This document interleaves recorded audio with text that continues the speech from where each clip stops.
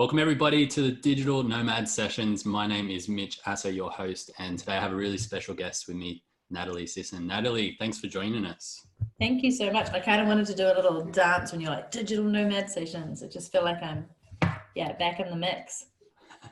Absolutely, and we're definitely going to dive into some pretty amazing topics here or discussion here today.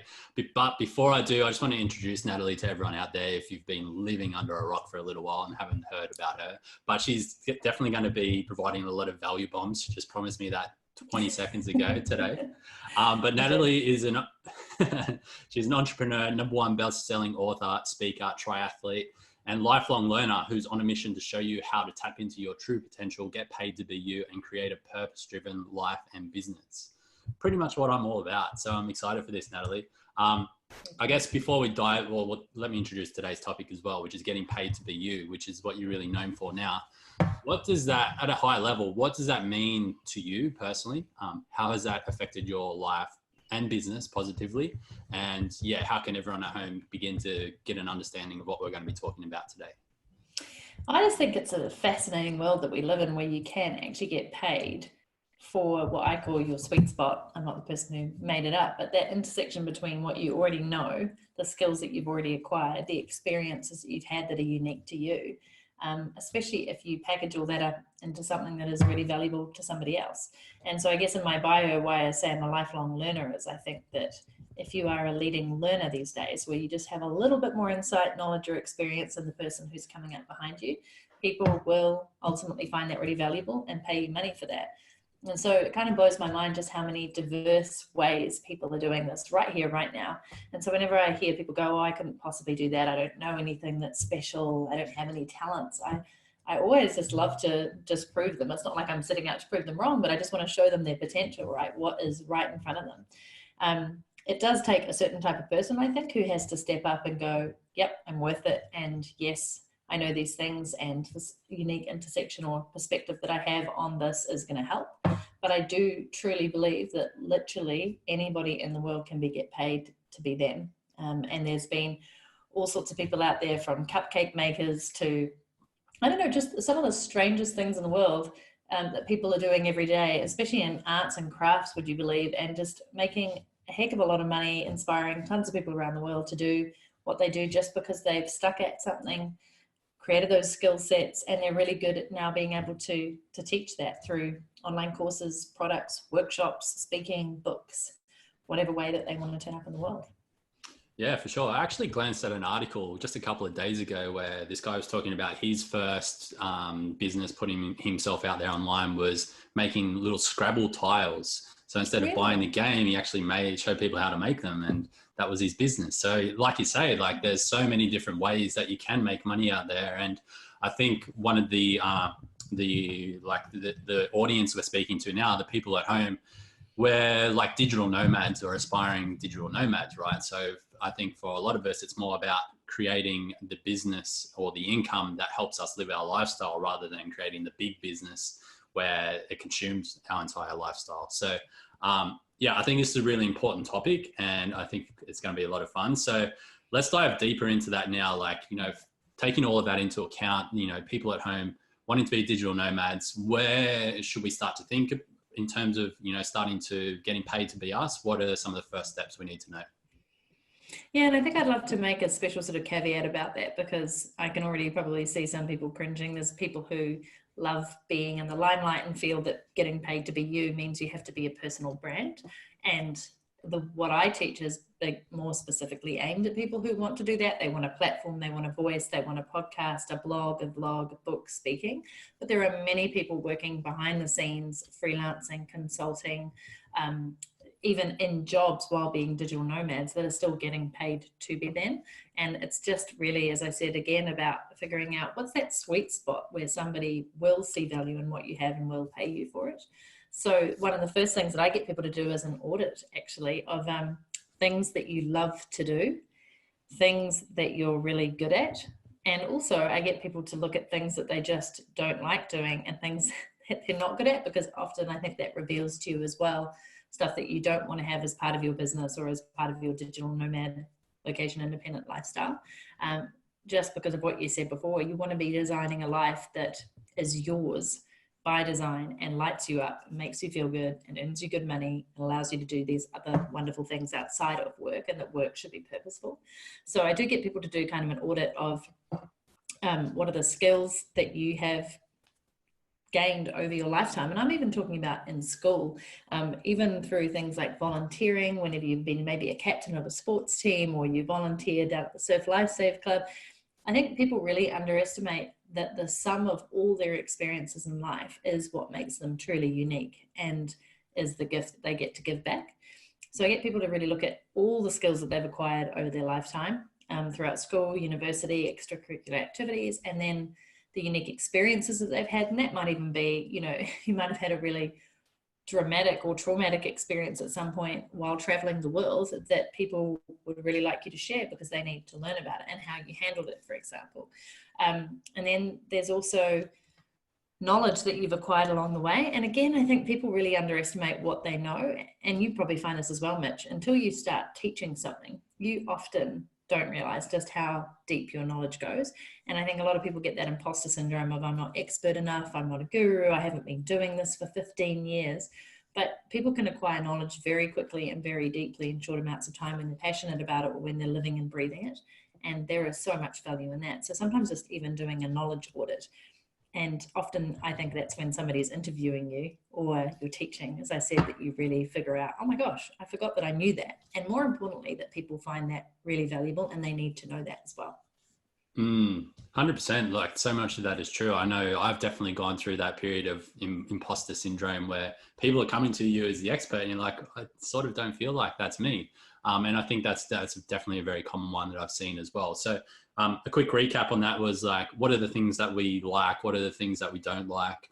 The skills that we've learnt throughout our entire life, the experiences we've had, and the knowledge that we've learned and picked up on our time as well is something that we need to do an audit on our life about. Is that right? Yeah, beautifully recapped. Love it. Awesome. Cool. And then maybe just one more special ingredient there, which is that you are unique. So you're unique, I'm unique, we're totally different from each other. So it's that kind of unique life perspective that you bring with it as well. And that's more your personality traits. You know, you might be a really serious person, but that's great for what you want to go into. You might be the clown because you love to make people laugh. You might be the thoughtful person, the empath, the compassionate person, the motivator, the action taker, the upholder. So just also thinking about what makes you unique. And again, I think we do shy away from crediting ourselves where it's due, and necessarily overlooking what is pretty unique to us. Yeah, well said. Amazing. Awesome. So once we've done that audit, what do we need to, what's sort of the next step after that? You know, I've actually thought about shooting a video where I'm in a kitchen, not this is my favorite place to be, but like to actually literally take all those ingredients and then mix it up in a blender and come out with this incredible, whatever it is, unique cupcake that is you. Because that is almost what I get people to do. So they kind of look down these lists and columns that they've done. And then in the final column, it's like, okay, of these, which will people actually pay me for? So that's that sweet spot, right? What will they find value and pay me for? And that is honestly the hardest part, just because again, it's a you that you're talking about here. Even if you're not going to be the front of your brand or your business, it is still you that you are trying to put a value on. And that can be really tricky for a lot of people around that self-worth piece, but it actually is going through, well, if I love organizing and I love running events and I'm really good at connecting people, then could I be an event organizer, an online summit organizer, for example? Just going down through that list, and even if it doesn't feel comfortable to you, asking your friends, your peers, or preferably other people who are in business and saying, can you see any nice synergies here or anything that overlaps and looks like it could actually be a revenue stream that I could earn money from? And that's where I think a lot of people get the ahas, because they finally pair up the knowledge, skills, experience, and the unique traits to them, and they can see how, okay, this is something that somebody might pay for. This is something that somebody might pay for. That's at a very, very base level, right? And from there, you can take that and go, great, how could I spin this out into several different things? So if I am excellent at, for example, doing vegan baking, and that is a skill that other people want to learn, what ways could I start teaching that people pay me for? Could I start my own YouTube channel? From there, could I create a course that is specific advanced knowledge for people? Could I then create a recipe book line? Could I then create a membership site where there's a forum and I answer people's questions and we do bake-offs and there's coaching and accountability, just so many different ways. Could I then write a book about the experience? Could I go interviewing people around the world, experts who do vegan bake-offs, for example? It suddenly becomes, the world becomes your oyster. You can spin out different ways in which you can monetize you, which some people might be like, monetize me, but I just think it's actually a really neat way of being able to say exactly what it does on the tin, right? How do you earn money? By being yourself and doing what you love. Absolutely. It's a massive paradigm shift for me. Like, my first business was in the health and wellness niche. And, it was because I was on that journey of like trying to overcome my own health challenges that I knew other people would want to know that as well. And I grew into this business of like over 50,000 email subscribers and all sorts of amazing stuff happened from it. So this is a really valuable talk. And I think it's a massive paradigm shift for a lot of people out there to go from, seeing the people online doing it, thinking that they're a little bit special, but at least from my perspective, no one's really special. They've just taken those first few steps. Would you agree? 100%. The difference between those who are succeeding and those who don't is taking action and believing in themselves. Right at the beginning of this, you asked me why I think this has been so important for me in the work that I've done, and probably because I've taken action and leaped and had faith even when it's been scary. And I don't know necessarily what I'm going to do next. And I've just incredible opportunities have come my way. But in speaking to that, one thing that I'm quite obsessed with right now, and I think it's more relevant than ever in relation to getting paid to be you, is the future of work and the way in which jobs are changing, and the fact that they estimate, the OECD, between 14 to 30% of jobs aren't even going to be here in the next 5 to 10 years. But what a lot of people fail to look at is the 70% of new jobs that are going to be created that we don't even know what they are. And not necessarily jobs, but careers and professions and skill sets. And why it excites me is that there is more room than ever for people like you and I and people watching this, because the skill sets that we need aren't necessarily ones that can be automated by AI and robots. They are things like creativity, collaboration, leadership, imagination, all those human traits like empathy, being able to listen, and being able to create communities. And these are kind of all the things that I think you can do more than ever as digital nomads. Like, that's the kind of world that you operate in, by connecting with others, creating communities, reaching out, creating joint partnerships, and also storytelling, etc., and just being creative on your travels and learning new skills. So it does excite me more than ever, because people who aren't necessarily in jobs or who don't think that they necessarily have this incredible skill set, if you can start to actually become really well known in one area that is some of these human skills and apply it and teach it to others, you're going to remain relevant for way longer than, for example, some accountants and lawyers and people out there who are doing things that are repetitive and can be easily outsourced. So sorry, I'm a little bit obsessed with it right now, but I think it makes it even more relevant than ever to learn how to get paid to be you. 100%. Absolutely.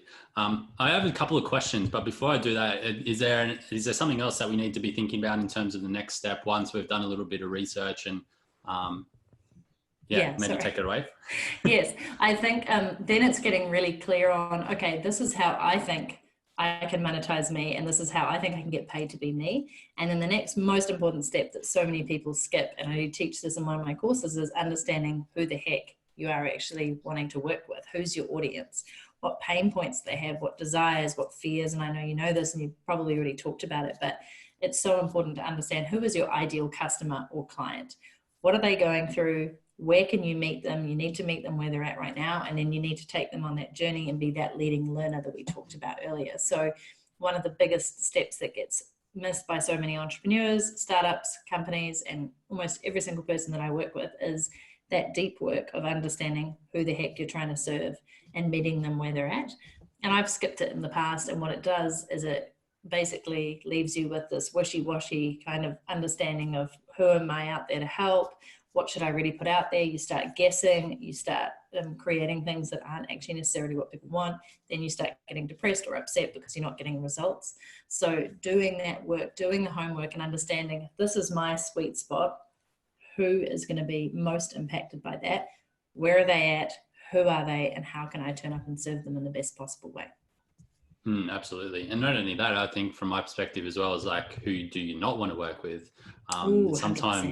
Sometimes, Yeah. if you're not clear on that, then they tend to be the biggest headache clients. And it's not really something that it's nice to deal with. So a quick question on that I think would come up, and I think this is a good time to bring it up now, is we evolve so quickly these days, right? And we're always, think like that. We're always changing what we prefer and the lifestyle that we live and all of those things. So what do you say to people who say, I don't know what I want to do, and I think that I might want to do something different in 12, 14 months, or maybe 2 to 3 years? How would you address that?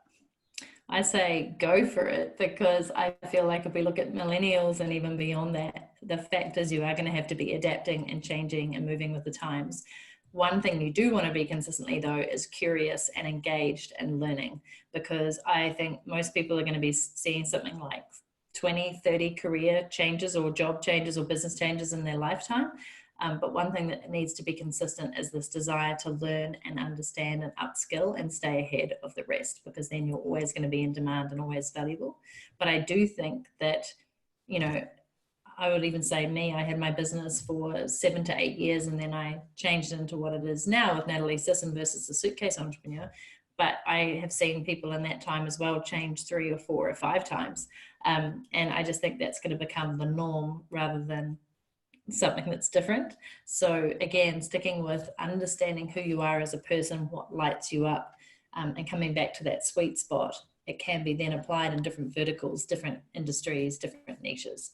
And it's just not dropping everything and throwing everything out with the bath, the baby with the bathwater, but sticking with still understanding who you are, and how you want to show up in the world. Yeah, absolutely. Great answer. I love that. And maybe I can ask you this personal question, because it might align with what I've done recently as well, is have you changed your brand to nataliesisson.com because of that reason? Because you think that it might evolve over time and it's an easier transition, or is that just how it's sort of worked out for you now? It's a great question, because I think it's one that people grapple with all the time, right? There's benefits to being behind a brand versus being your own name.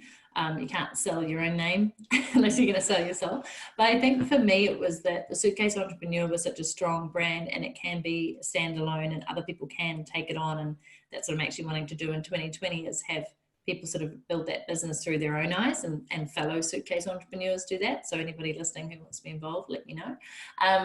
But for me, it was actually just about how do I want to stand out personally, and what do I want to stand for? And going forward, I know that I, as a platform and a personal brand, will always be who I am, but what I offer can change and morph with time. So I think I just took that chance that I wanted to really build that underneath myself and build up different streams of revenue and different areas in which I can be the expert or the leading learner. But still, it was quite a big leap to take, right? Because suddenly it's all you, and anything you do is you. You can't hide behind anything, which is a good thing, but also makes it scarier sometimes to front up and just keep delivering. Yeah, absolutely. And keeps you accountable as well, I think, which is a good part of it. Amazing. Sorry, we digressed a little bit there.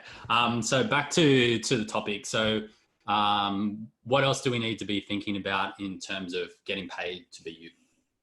Yeah, I think the biggest thing is, and I've done this a little this year, and it's always good lessons learned, right? Like leading learner, got to learn the lessons, is also being mindful of your boundaries, and that you are, even though you're a super person, you might not be a superwoman or superman. And knowing where your boundaries are, what you're willing to say yes to and not, because the minute you put yourself out there and start looking at all the ways in which you can earn money being you, you will probably find there are more opportunities sometimes than you know how to deal with.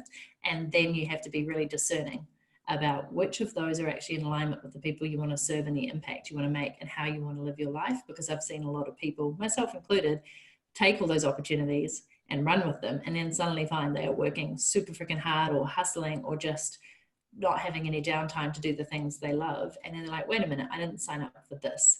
I wanted to be sipping pina coladas 2 months of the year on a beach and running my business 3 days a week, and etc. So as you grow as a person and as you understand where your value lies, and as it becomes more popular and you build those out into revenue streams, just being super clear again on the lifestyle aspect that you've designed to go with it, and then creating some really firm boundaries around what you say yes and no to, when you show up, times you want to work, etc., and how you want to grow, and at which point you want to start outsourcing and building a team if you want to scale without losing yourself within the work that you're doing. Such a valuable lesson. What's your number one tip for hiring a team, since we're on that topic? Do you know what? If you'd asked me this a couple of years ago, I would have said often to hire from your existing community, because I find within that you often find people who get you, they know you, they've been on your journey, they understand your values and what your purpose is. However, I will still say that that is a great thing to do, but also hire for specific skills. So in the past, I've trained people up from my community because I just think they're a great person. And often what I've done is kind of hire somebody who's like me because I like them, but they don't necessarily have those specific skills that are going to help move my business. And we end up kind of doing the same thing versus them helping me with areas that I'm, are not my strong point. So I would say, actually these days, hire based on referrals from peers and colleagues, of people that they've either worked with or recommend, and also hire for specific skills, because from there you can grow out. And if you need to hire different people for different parts of your business, that's totally okay. There's no one size fits all person. So yeah, I'd say referrals really, really help to get great people, and then specific skill sets that you need at the time, and you can continue to expand from there. Amazing. It's really cool. Okay, that sounds pretty good. So we've got our boundaries in place. We've done our research. We think we're going to get paid. How does it happen now? Like, how are we supposed to get paid being us? Yeah, it's such a great question. And I would say that my favorite all-time way of doing this, from not only experience, but from results and seeing people being able to do that, is through teaching and packaging your knowledge through products or courses. There are so many different ways to earn money being you, consulting, coaching, whatever it may be. But I do think that being able to package knowledge into a course that is delivered either live or drip fed or evergreen is a really great way of, one, teaching it makes you show up and understand what you don't know and what you do need to know. It also makes you a better person, because by figuring out how to teach this, you do actually have to build your own frameworks, and you do have to really take stock of everything that you know and then put it out there in a way that's accessible and digestible. And the other reason why I love courses is you can create them on the smell of an oily rag. You can produce them pretty much overnight. You can run them live. You can actually produce a course live and do it as a series of calls or videos like this. And what's amazing is that you can reach a ton of people around the world by sitting in your living room or a cafe or a hammock, even if you want, and a Wi-Fi connection and a laptop, and continue to make recurring revenue for something that you produce once, if you produce it really well. Within reason. There's always marketing and sales funnels and all those other things, but within reason, I could pitch something to your awesome community here tomorrow, run it next week, create a recording from that, turn that into an online course, and have it for sale on my website forevermore, and still receive money for something that I produced once and put my all into. And that's really making it super basic, but I think it can actually be that basic. So if you are open to teaching and you're good at being able to collect that knowledge in a way and then be able to share it in a way that allows people to take action, then it's something that people will always pay you for. And courses can be on all sorts of different things and delivered in all sorts of different ways. And I just think they're an incredible tool in an industry that is thriving. I think it's $325 billion and growing. And the stats on it and the increase in it is just it's not going away, because everybody needs to learn and everybody needs to educate themselves. More and more people are finding their strength in that.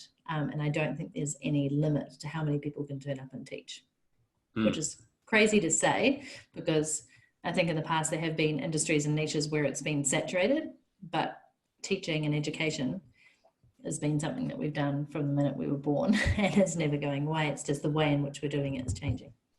That's a really good insight. And I think, even if you're teaching the exact same thing as another person, there's still going to be a lot of people who gravitate towards you because of you, right? Because of those unique traits that we talked about. Exactly. Yeah. Exactly. So, I think, it's a good lesson that you just mentioned there, is for people not to get discouraged if there is someone else teaching the same thing that you want to teach.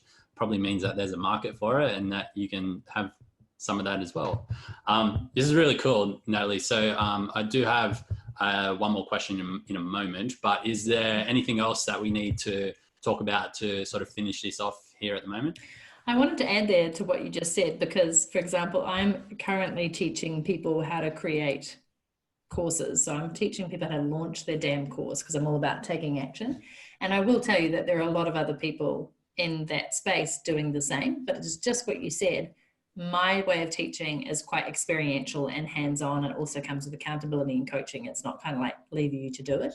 But there are other people who have step-by-step and templates and all sorts. And there are so many different people teaching it. And you will gravitate towards the person who resonates with you most, whose style you like.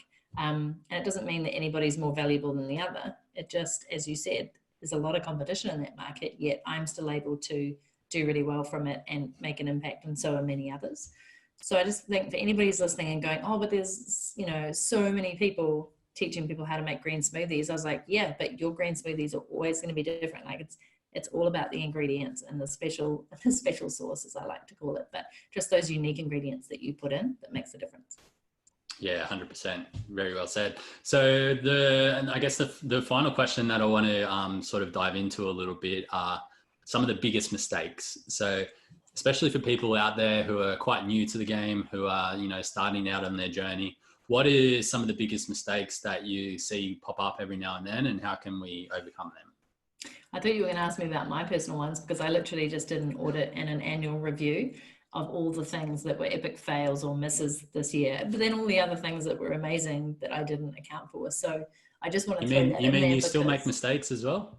Oh, all the time. I think it's great because it means I'm stretching myself and challenging myself and learning. If I was just being all perfect, which isn't even a reality, life would be boring, and it would definitely mean that I'm staying safe and playing it too small. So yes, I think it's a good thing.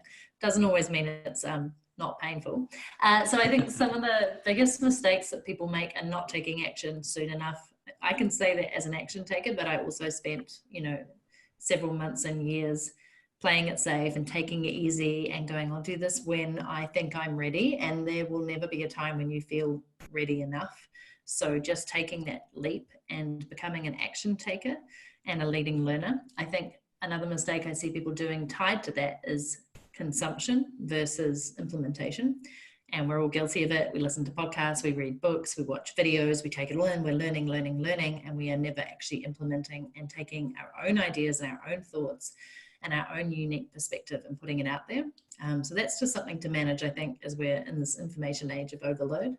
So action taking, implementing over consuming. And another huge thing is getting mentoring, advice, coaching, and accountability early on, because I started reading Think and Grow Rich by Napoleon Hill probably when I was 19 or 20. And I always recall how important he said a mastermind was, which is a meeting of minds of, you know, as you know, people who are maybe at a similar level to you, maybe a little bit further ahead, but that you meet regularly and you talk about where you're at, what your challenges are, and you get advice and input and help from people who want to see you succeed.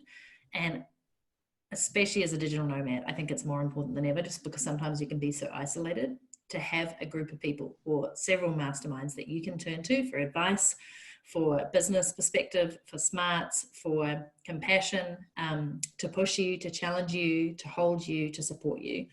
Really important to invest in that early on, or just make the effort to find those people, because it makes a huge difference to your success and also your growth. Yeah, I can 100% agree with that as well. Amazing. Natalie, I think there's going to be a lot of people who want to continue the conversation with you. You definitely kept up with your promise and shared a lot of knowledge bombs here today. So where can people go to do that right now? I would love them to come say hi at nataliesisson.com. I'm also at Natalie Sisson on Instagram, where I share lots more knowledge. I love going live on there, sharing lots of good nuggets, learning lessons, epic fails, good wins. So that'd be two fantastic places that they can come and hang out with me. Amazing. And I'll link that up down below as well. So for everyone at home, I encourage you to take some action, as we were just speaking about, on something on this topic here today, so that you can, you know, start to move forward towards your goal a little bit more. And yeah, go ahead and do that now. Natalie, thanks so much for joining us. Can't wait to catch up again next time. Yeah, maybe in person.